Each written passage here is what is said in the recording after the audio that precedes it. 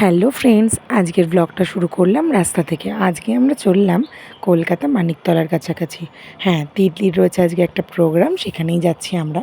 তো আমরা প্রথমে ট্রেনে উঠে পড়লাম, আর আমাদের সাথেও কিন্তু আরও অনেকেই ছিল। তোমাদের দেখিয়ে দিই চলো। এদিকে বাবা আর মেয়ে বসেছিল, আর এদিকে ছিল দেখো তিতলির বান্ধবীর মা। তোমরা তো তিতলির বান্ধবীকে আগেই দেখেছো। তো ওরা আর তিতলি মিলে একসাথে চললো কলকাতায়।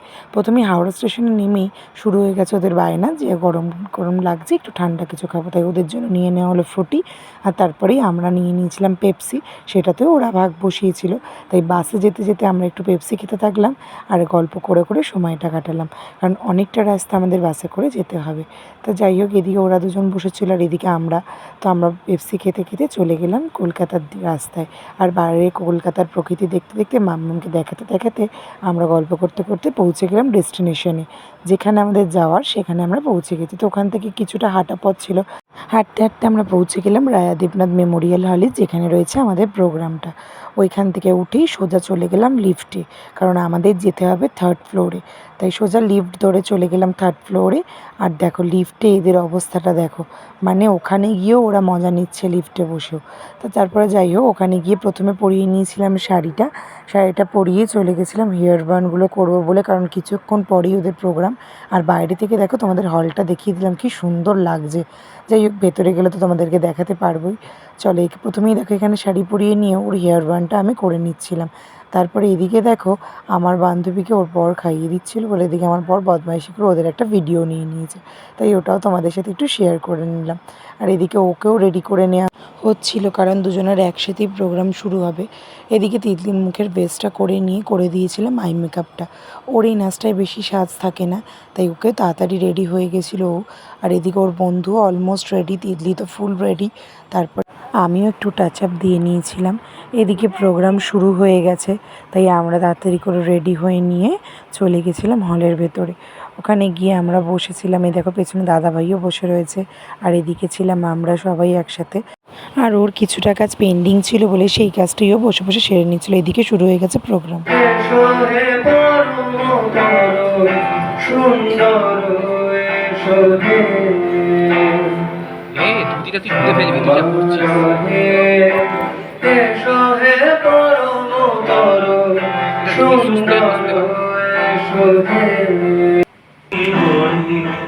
গহন সপন সঞ্চারী কেন তারে ধরিবায় করি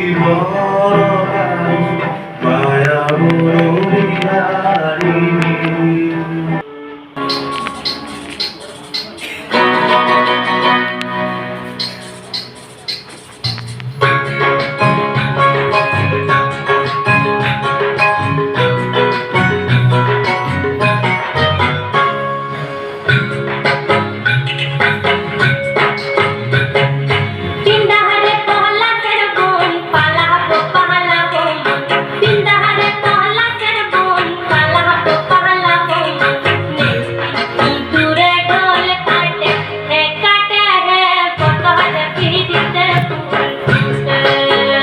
তারপরে এসে গেল এই প্রাউড মোমেন্টটা, যেটা আমি ভীষণ খুশি হয়েছি এই জায়গাটাতে।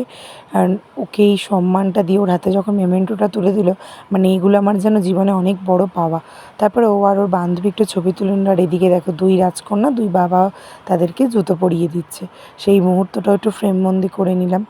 যাই হোক, এই ওদের নাচ আর এই দাদাভাইদের গানে যেন প্রোগ্রামটা জমজমাট হয়ে উঠেছিল। কিন্তু আমাদের থাকার তো জো নেই, কারণ আমাদের বাড়ি ফিরতে হবে।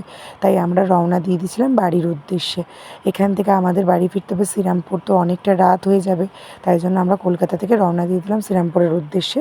এবার তাড়াতাড়ি করে আমরা ধরে নিয়েছিলাম বাস, আর বাস থেকে নেমেই আমরা চলে গেছিলাম হাওড়া স্টেশনের দিকে, কারণ আমরা ধরে নেব ট্রেন।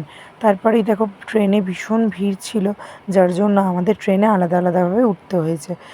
ওরা উঠেছে জেন্টসে, আর আমরা আমাদের বাচ্চা নিয়ে উঠেছি লেডিসে। কারণ অফিস টাইমটা না ভীষণ ভিড় হয়, সেটা তো সবাই জানো। তাই জন্য আমরা একটু আলাদা আলাদা উঠলাম। তারপরে আমরা ট্রেন থেকে নেমেই চলে গেলাম ঘুগনির দোকানে, কারণ পেয়েছিল ভীষণ খিদে। সেইভাবে সন্ধ্যে থেকে আমাদের কিছু খাওয়া হয়ে ওঠেনি। তাই জন্য আমরা চলে গেলাম ঘুগনির দোকানে। আর এখানে চলছিল ওদের অর্ডার, এই দেবে আর ওই দেবে। তারপর এদিকে দেখো একটা সুন্দর মুহূর্ত, দুই বান্ধবীকে খাইয়ে দিচ্ছিল। এই স্মৃতিগুলোই যেন সারাটা জীবন আমাদের কাছে থেকে যায়। ওরা বড় হলেও হয়তো এই ব্লগের দরুন ওরাও দেখতে পাবে। যাই হোক, এখানে আমরা ঘুগনি খেতে থাকলাম। এবার আমরা বেরিয়ে পড়লাম বাড়ির দিকে।